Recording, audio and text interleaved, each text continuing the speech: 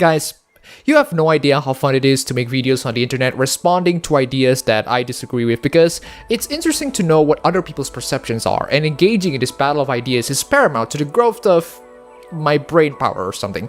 This, my friend, this is unfortunately the final episode of one of the most interesting contributors of the Battle of Ideas. This is the final episode of Anita Sarkeesian's Tropes vs. Women series. As someone who is practically begging for people to disagree on the other topics, Sarkeesian, for some reason, decided to stop. It's a horror story for someone like me, someone who finds Anita's ideas interesting and funny and hilarious, and very fun to respond to. So, without further ado, let's get into the video. In 2013, 2K Games I'm starting to notice a little bit of pattern in Anita's videos. First, Anita brings up a game in specific year. id Software's 2004 game Doom 3, Ubisoft's 2012 game Far Cry 3. In 2013, 2K Games released BioShock Infinite, the eagerly anticipated follow-up to the earlier, hugely successful BioShock games. As the game tells players a garbage story which suggests that oppressed people are just as bad as their oppressors. Yes. Yes, they can, Anita. What are you talking about? But that's much too big a can of worms for us to open in this video. Phew, thank God for that. Let's just focus on Elizabeth. So as a plot device which drives elements of the game's narrative, she's very significant. In gameplay terms, however, Elizabeth serves a different kind of role. That of a glorified door opener. There you go. Yes. In gameplay, she is also in a lot of ways a vending machine, someone who throws vigors or bullets to help the player to combat the enemies. There's not a lot of storytelling in the gameplay sections of Infinite. In fact, there's a lot of action and shooting and making sure that bullets hit the end of someone's skull so that you can survive. Horrible, I know, but that's video games for you. As with most shooters, BioShock Infinite often puts you into situations where you can't progress until you've cleared an area of enemies. No kidding, that tower defense section in the last one had me dying over and over again. For all of her tremendous powers, Elizabeth is reduced by the game's mechanics to doing the most basic and menial of tasks, and waiting around for her to open a door becomes a significant aspect of how players experience her. Let me scout ahead, see if there's some way to move forward. Anita, people can be reduced into their mere functions when the situation has to make them to be reduced into mere functions. Please, for the love of God, don't say Elizabeth is reduced into door openers, therefore objectification of women, therefore sexism. Please don't say that. Please. Now, there's nothing inherently wrong with the idea of characters who play a supporting role in combat situations, but Elizabeth is an example of a female sidekick who is reduced to a tool. That's what happens when you're in combat as well. You're reduced into killing machines towards the AIs in the game. Unfortunately, in combat situations, people are always going to be reduced from their more nuanced and complex characteristics into mindless violence of shooting each other, punching each other, stabbing each other, etc. This doesn't mean that Elizabeth is not human. Yes, in gameplay she's functionally a vending machine and a door opener, but in the story, she's definitely more nuanced, and you can't exactly have meaningful interactions with her when you have enemies shooting at you. Her throwing you medikits are actually one hell of a way to connect with her in that she gives a positive influence in gameplay towards the player, and that is more than I can say to any other annoying companions out there. At other times, she's less like a person and more like a sexualized slot machine tossing you the occasional coin. Sexualized? She's a slot machine functionally in gameplay, yes, but sexualized? She's beautiful, sure, but sexualized?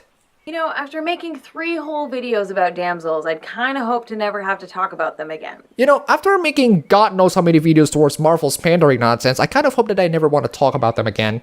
Another classic damsel escort mission occurs in Resident Evil 4, where Ashley Graham, the president's daughter, has caused players tremendous frustration over the years by burdening them with the need to protect and manage her.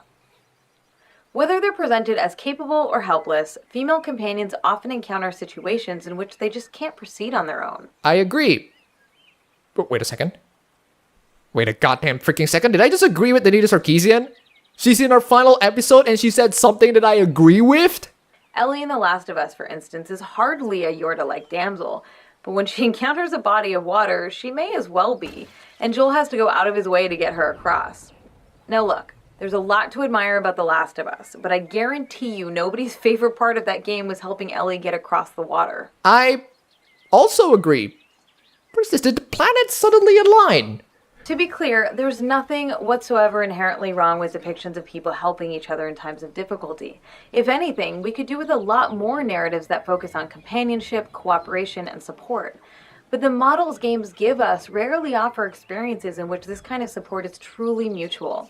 Instead, we see a pattern of men frequently caring and helping women in situations where they're otherwise helpless. This pattern is rooted in sexist ideas about men as protectors and women as the ones who need this kind of protection. There! She actually said it! I called it! She actually said it! Oh, God. Oh, God. I gotta be honest, Anita. I agree with you that game developers tend to do companions terribly, but come on. This isn't sexism. This is just bad game design. It's coded into the gameplay that men are the ones who kill and protect, and that women are the ones who experience moments of helplessness and need to be carried. When these female characters are of aid to the player, it's often in rudimentary ways, as a glorified door opener, or even as a more basic tool. Wow. It's almost like Anita Sarkeesian is completely self-aware that she's Anita Sarkeesian, so she's gonna make comments that people expect of her on her final video. This has been a really damn good final video, Anita. And in Metal Gear Solid 5, you've got 4 sidekick options to take with you on mission. Oh God, please don't. Please don't go there, Anita. Please don't. And in Metal Gear Solid 5, you've got 4 sidekick options to take with you on missions. A dog, a horse, a robot, and a woman. You're actually going there. Play the PC version, Anita. You'll get all the perks and benefits of playing it on PC. Also, Quiet is not going to be a companion that I would bring unless she's on very high levels, and in order to do that, she needs to kill people. I'm not the type of person who kills in the game, so she's pretty much almost useless, like 90% of the lethal guns in the game. More non-lethal methods are appreciated, at least. D-Dog is infinitely better. Along with the glorified door opening and the damsel-like aspects, female sidekicks are there to make players feel better about themselves, to make them feel important and skilled. Ha! Nice! You did it! You did it! Wow! You're so cool! You're just trying to impress me. Were you impressed? Got all those guys all by myself? おめでとうおめでとうおめでとうおめでとう。おめでとうめでたいなおめでとさんおめでとうおめでとうおめでとう But these interactions are rarely depicted as mutually supportive. Oh, you tell me, Anita. You tell me. It's not nearly as common in these scenarios for the male player character to offer emotional support to their female sidekick, to tell her that she's doing a great job. Resident Evil 5 can do that. Do you know why D-Dog is the best? You can pat him in the head. We need head patting mechanics in games. These particular sidekicks aren't designed as characters that players can actively engage in developing a relationship with. Characters who are fully fleshed out people with their own goals and desires, that sometimes require players to compromise their own wants or desires. Yes, because one is an AI program character and one is a sentient human being. Maybe you should try co-op sometimes. I have an extra controller here if you want to join in and play some Resident Evil 5 or something. I'll be Sheva, you'll be Chris, don't worry. Similarly, the occasional situation in which a female character protects a male one, which happens in the 2013 Tomb Raider reboot, among other games, also isn't a problem, because it doesn't work to reinforce limiting, harmful ideas about women or men that already exist in our culture. You know, I wish Anita could go on more and more about the harmful ideas of men and women existing in the culture, because I really don't know what she's talking about. In other words, we live in a culture that says, generally speaking, men should be the protectors and women should be the protected. When women function as competent companions whose skills are more or less equal to those of the player character, it can challenge these ideas. Huh. Ask and you shall receive. Men should be the protector and women should be the protected. Well, who is the objectively, physically stronger gender out of the two? Men. Who is the one that takes the most risk out of the two? Men. Who is the one that are willing to sacrifice more? Men. Do you want to break this stereotype? Okay, how do you break the stereotype? By being a strong woman yourself. By sacrificing more. By taking risk more.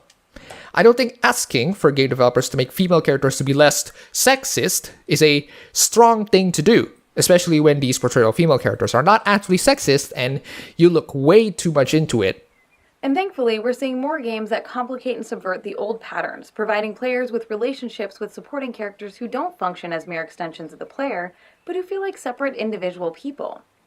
The 2016 indie title One Night Stand throws players into a situation with a female character who This is a game that Anita shilled quite a lot. She shilled this game at the Engadget event a couple of months ago, or maybe last year, I forgot.